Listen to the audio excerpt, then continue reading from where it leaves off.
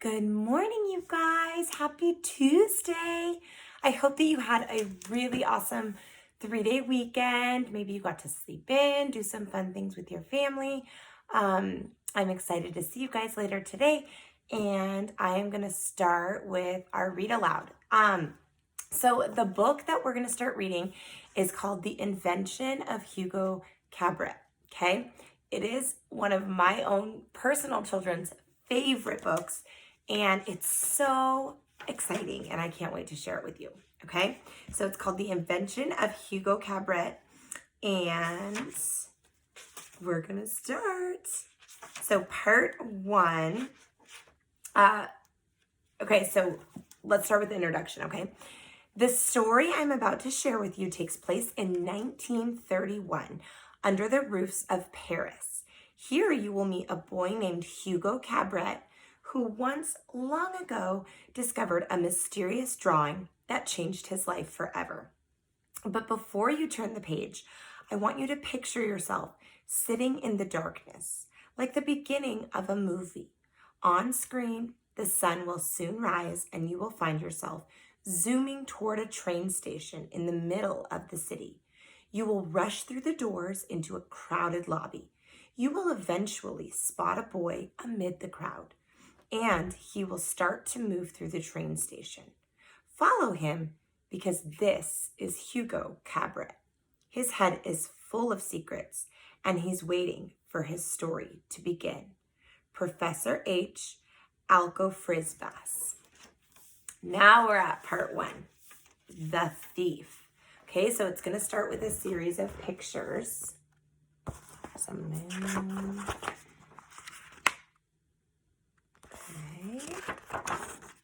here's Paris. You can see the Eiffel Tower.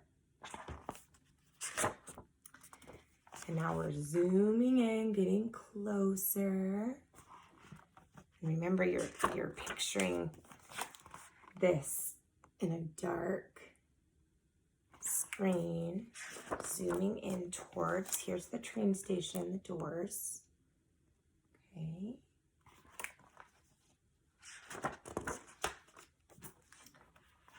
And we're getting closer, and you can see there's some white surrounding that little boy.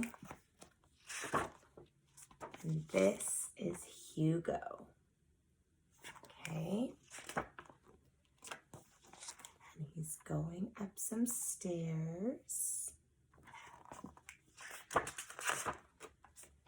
And now he's running across the train station. Ooh, going into a dark hallway.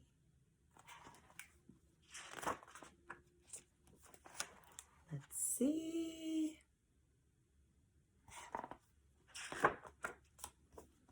Okay, there's a little metal covering. Looks like he's opening it. He steps in, goes behind it.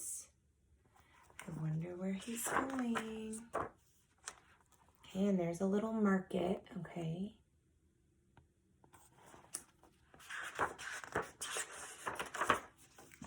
This is a toy shop. We'll learn about that later in the story.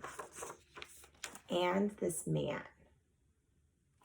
He's really important too.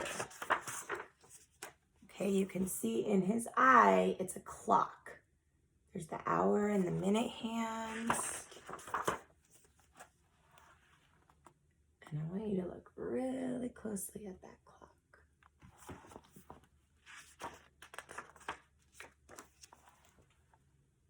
The number 5 on the clock has a little eyeball.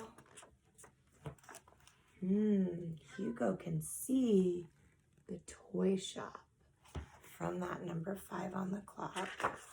And that's important, okay? From his perch behind the clock, Hugo could see everything.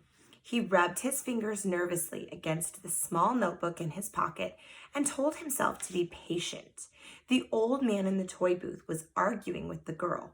She was about Hugo's age, and he often saw her go into the booth with a book under her arm and disappear behind the counter. The old man looked agitated today. Had he figured out some of his toys were missing? Well, there was nothing to be done about that now. Hugo needed the toys. The old man and the girl argued some more, and finally she closed her book and ran off. Okay. Thankfully, within moments, the old man had crossed his arms in front of him and closed his eyes. Hugo crept through the walls, came out through an air vent, and hurried down the hall until he reached the toy booth.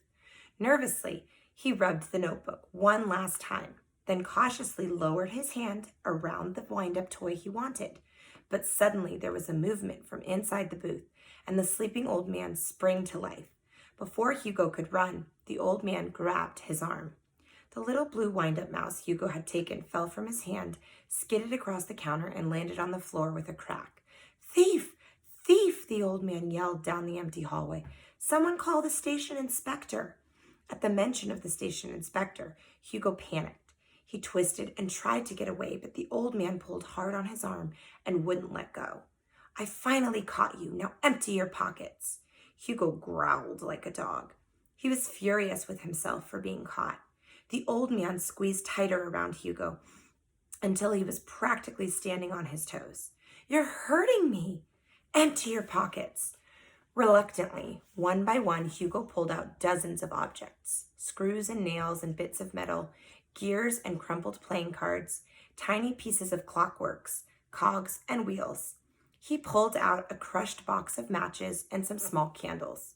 "You have one more pocket to go," the old man said. "There's nothing in it." "Then turn it inside out." "I don't have anything of yours. Let me go." "Where is the station inspector?" the old man yelled down the hallway again. Why is he never around when he is needed? If the station inspector in his green uniform appeared at the end of the hallway, Hugo knew everything would be over.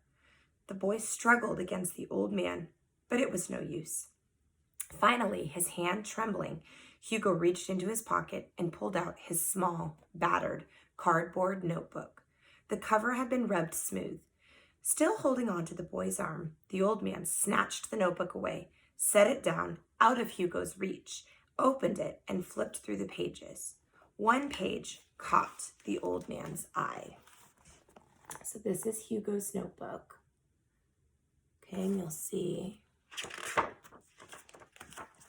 We're going to zoom in on this little guy.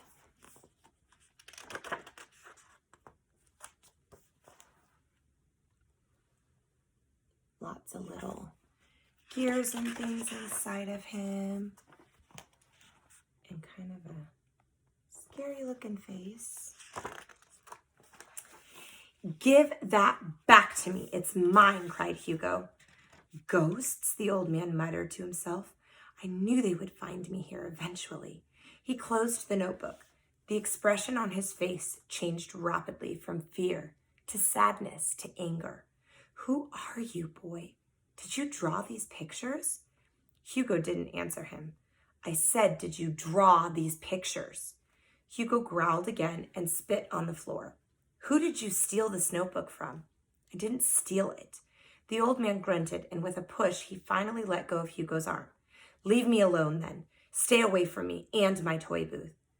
Hugo rubbed his arm and stepped backward, accidentally crushing the wind-up mouse he had dropped. The old man shuddered at the sound of the breaking toy. Hugo picked up the broken pieces and placed them on the counter. "I can't leave without my notebook." "It is no longer your notebook. It is mine, and I will do with it what I want." The old man waved Hugo's box of matches in the air. "Perhaps I will burn it." "No!" The old man collected the contents of Hugo's pockets, including the notebook. He placed them in a handkerchief, tied it up, and covered it with his hands. "Then tell me about the drawings. Who did them?" Hugo said nothing. The old man slammed a fist down on the counter, shaking all the toys. "Get out of here, you little thief!" "You're the thief," Hugo yelled as he turned and ran off. The old man yelled something after him, but all Hugo heard was the clicking of his own shoes echoing off the station walls. So that's our first chapter. Don't forget to do your problem of the day in your math notebook, okay? and it's on the little black chalkboard right next to this video. And then remember to write the date, okay? So you're gonna write the date, and today is Tuesday. It's September 8th, 2020. All right, I will see you guys in a little bit, and yeah.